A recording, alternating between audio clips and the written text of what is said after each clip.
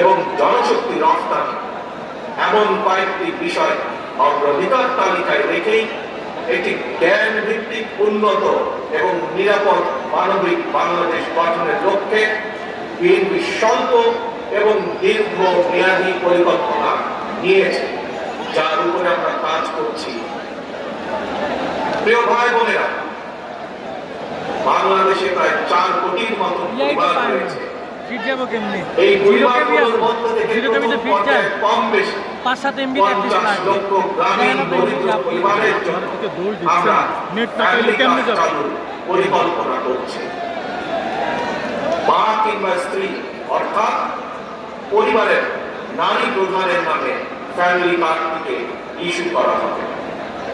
প্রান্তিক এই পরিবারগুলো প্রতি মাসে রাষ্ট্রীয়ভাবে আর্থিক কিংবা প্রয়োজনীয় খাদ্য সহায়তা প্রদানের আওতায় আনা হবে। আমরা আশা করি সময়ের সাথে এর মাধ্যমে পরিবার এবং সমাজে একদিকে নারী অর্থনৈতিক ক্ষমতায়ন ঘটবে, অপরদিকে পরিবারগুলোর সামনে ধীরে ধীরে স্বাবলম্বী হয়ে ওঠার সুযোগ তৈরি হবে। প্রিয় ভাই বোনেরা, কৃষকদের জন্য ফার্মার্স কার্ড চালু করা আমাদের অন্যতম প্রধান অগ্রাধিকার। একটি নীতিমালার আওতায় কৃষকদের নামে ইস্যু করতে হবে ফার্মার্স কার্ড।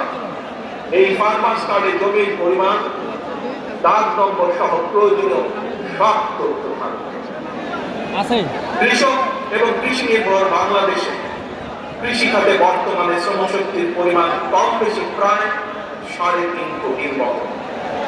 এদের মধ্যে যেমন বর্ডার চাষী কিংবা ভূমিহীন কৃষক রয়েছে, তেমনি অনেক কৃষকের নামে নির্দিষ্ট পরিমাণ কিছু জমিও রয়েছে।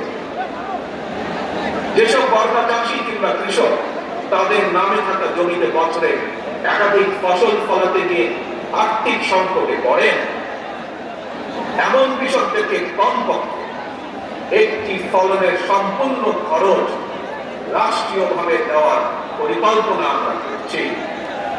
উৎপাদনের জন্য ফার্মার্স কার্ডের মাধ্যমে এভাবেই সরকারি সহায়তা পেলে উৎপাদন যেমন একদিকে বাড়বে, তেমনি কোনো কৃষি জমি অনাবাদি থাকবে না এবং একই সাথে ভূমিহীন কৃষকদের জন্য কর্মসংস্থান সৃষ্টি হবে।